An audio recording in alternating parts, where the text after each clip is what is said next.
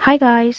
हुई के खुद को डिफेंड करते हुए उसकी शर्ट फट जाती है, इसलिए जिनशी अपनी कोट से हुई को कवर करता है। हुई अनकंफर्टेबल हो वहां से चली जाती है और अगले दिन डायरेक्टर पू का पीछा करते हुए शॉपिंग मॉल में पहुंच जाती है। डायरेक्टर पू सूट ट्राई करने के लिए ट्रायल रूम में जाते हैं, जहां वो फोन पर एजीएस के बारे में किसी से बात कर रहे थे और हुई बाहर से कान लगा सुन रही थी। पर अचानक डायरेक्टर पू दरवाजा खोल देते हैं, पर इससे पहले कि डायरेक्टर की नजर हुई पर पड़ती, बगल वाले ट्रायल रूम से जिनशी हुई को खींच अंदर कर लेता है और हुई की लिपस्टिक मार्क उसकी शर्ट पर लग जाती है। ये लोग ट्रायल रूम से बाहर आते हैं और अब वापस लौट रहे होते हैं, पर वहाँ की एक स्टाफ उन्हें रोक लेती है क्योंकि उस शर्ट पर लिपस्टिक स्टेन था, इसलिए जिनशी को वो शर्ट खरीदनी ही होगी। पर वो इस शर्ट के लिए पे करने से मना कर देता है और हुई को पे करने के लिए बोलता है क्योंकि वो शर्ट उसी ने खराब की थी। हुई कहती है पर ये तुम्हारी वजह से हुआ था, मैं पे नहीं करूंगी। जिनशी कहता है कि मेरे पास कैश नहीं है और क्योंकि मैं हाल ही में अब्रॉड से वापस आया हूँ, मुझे यहाँ के मोबाइल पेमेंट सिस्टम भी नहीं पता। अब हुई के पास कोई ऑप्शन ना होने की वजह से वो गुस्से में उस शॉप की उस स्टाइल की सारी साइज और कलर्स की शर्ट खरीदकर जिनशी को अपना छोटा भाई कहते हुए उसे गिफ्ट कर देती है।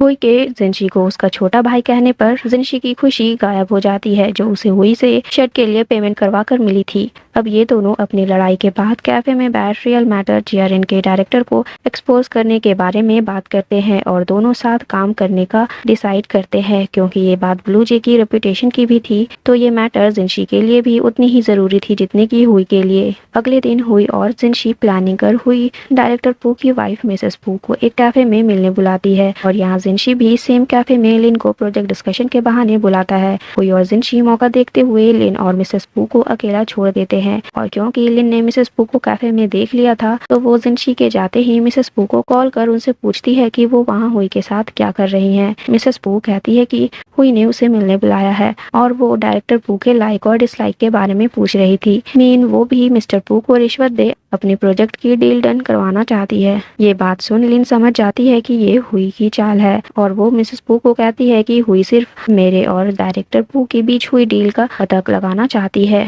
हुई अपना मोबाइल वहीं टेबल पर उस जिनशी की कॉल रिसीव कर छोड़ आई थी और यहाँ ये दोनों जिनशी के मोबाइल के थ्रू लिन और मिसेस पू के बीच की कन्वर्सेशन सुन रहे थे और अब ये कॉल रिकॉर्डिंग डायरेक्टर पू को एक्सपोज करने के लिए काफी थी। अगली सीन ग्वांचो ग्रुप की दिखाई जाती है, जहां शिरांग गुस्से से पागल हुआ पड़ा था क्योंकि जीआरएन ने एजीएस से डील ब्रेक कर दी थी। इसलिए शिरांग अब अपना सारा गुस्सा लिन पर उतारता है क्योंकि ये उसी की बेवकूफ़ी की वजह से हुई थी। लिन कहती है कि मैं सब कुछ फिक्स कर दूंगी, मुझे जिनशी और हुई के बारे में कुछ पता चला है। पिछले कुछ दिनों से इन दोनों का कुछ ज्यादा ही मिलना जुलना हो रहा है और जिनशी शुरू से ही मिस्ट को सपोर्ट कर रहा है। मुझे डाउट है कि जिनशी और हुई के बीच नाजायज रिश्ता है। क्योंकि जिरांग अभी भी गुस्से में ही था, वो बिना कुछ सोचे समझे या कह देता है कि हुई तुम्हारी तरह नहीं है। ये अच्छा था।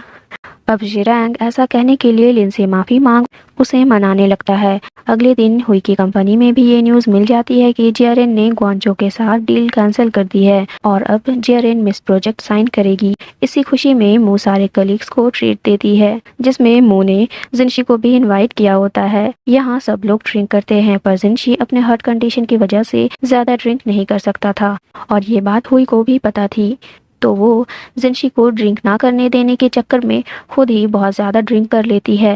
रेस्टोरेंट से बाहर आ जिनशी और हुई फिर से अपनी ब्रेकअप वाली बात ले लड़ने लगते हैं और यहाँ इनकी ब्रेकअप स्टोरी क्लियर हो जाती है। इन दोनों का ब्रेकअप जिनशी को ये पता लगने से हुआ था कि हुई सूतियान नहीं है। हालांकि हुई ने ये बात कई बार जिनशी को बतानी भी चाहिए, पर उसने कभी सुनी नहीं और जब जिनशी को ये बात पता चली तो उसने हुई से ब्रेकअप कर लिया। इस वजह से उसकी हार्ट कंडीशन और ज़्यादा बिगड़ जाती है। इसके बाद ही उसकी सर्जरी भी होती है। इस पूरे टाइम में हुई जिनशी के साथ ही थी, जो कि जिनशी को पता नहीं था और जिनशी के होश में आने से पहले ही हुई वहाँ से जा चुकी होती है और उसके बाद से ये लोग 5 साल बाद अब मिल रहे हैं।